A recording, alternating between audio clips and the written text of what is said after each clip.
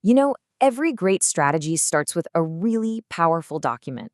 But think about it. How many of those amazing plans, the ones that are just filled with promise, end up as nothing more than ink on a page?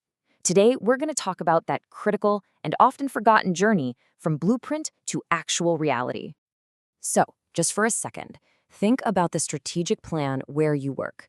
Is it a living, breathing document, something that actually guides the tough calls and the day-to-day actions?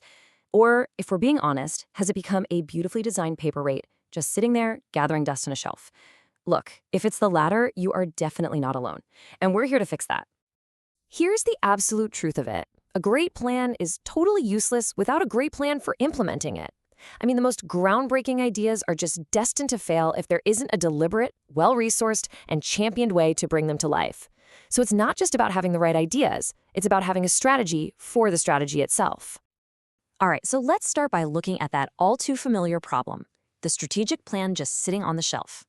How do we rescue it? How do we get it out from under that layer of dust and finally spark the action it was meant for? This quote really just says it all, doesn't it? Without real, tangible resources, we're talking people, budget, the right tools, even the most visionary plan is just, well, it's wishful thinking.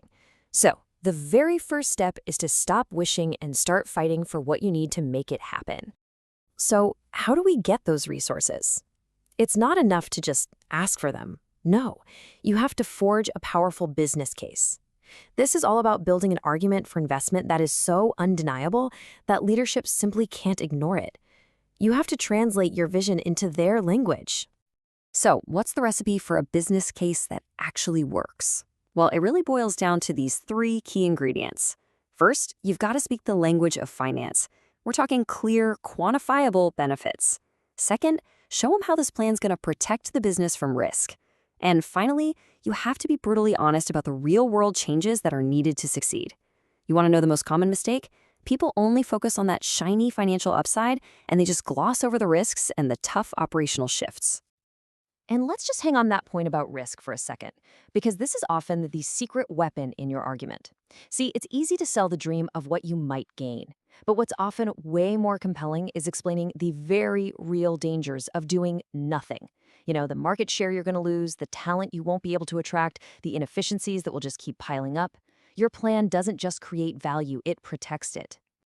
This right here is where being transparent is your greatest strength. A credible business case doesn't try to hide the messy details. It actually anticipates them. It answers all the hard questions right up front. Who's going to own this? What skills are we missing? And this one is huge. What are we going to stop doing so that we have the time and energy for this new work? Answering these questions builds a ton of trust, and it proves you've thought this through, way beyond just the idea phase. Okay, so you did it.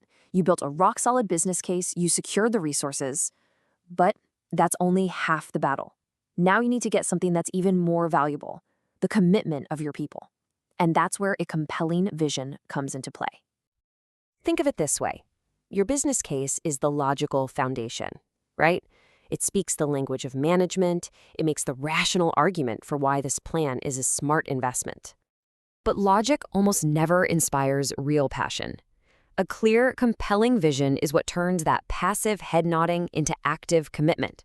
It moves people from saying, okay, I understand, to, wow, I believe in this. It answers that fundamental question of why, and gives everyone a shared destination to rally behind. And you've got to remember, your message can't be one size fits all. What gets your leadership team excited, stuff like market share growth, that might not mean much to your frontline staff. They want to know how this makes their job better or how it serves the customer more effectively. You have to tailor the vision, translate it for every single audience so they can see exactly what's in it for them and why they are a critical part of making this future happen. So the resources are in place. The vision is crystal clear. But a blueprint and a crew are pretty useless without an architect who's actually leading the construction. And that brings us to our final and maybe the most critical element of all, championing the change. Let's be really clear here. This is not a job for a project manager. A champion is something completely different. They don't just oversee the plan, they live and breathe it. They're the evangelist who turns a boring document into an exciting cause, the person who's still carrying the flag when everyone else's enthusiasm starts to fade. Here's the difference in a nutshell. A manager administers the what and the how.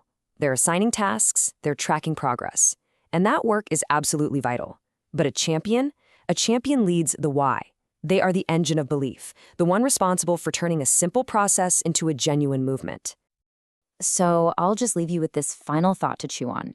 Your strategic plan, without a doubt, has a manager, but does it have a champion? Finding that person, or maybe it's a team of people, is the absolute difference between a plan that gets filed away and a plan that truly, genuinely shapes your future.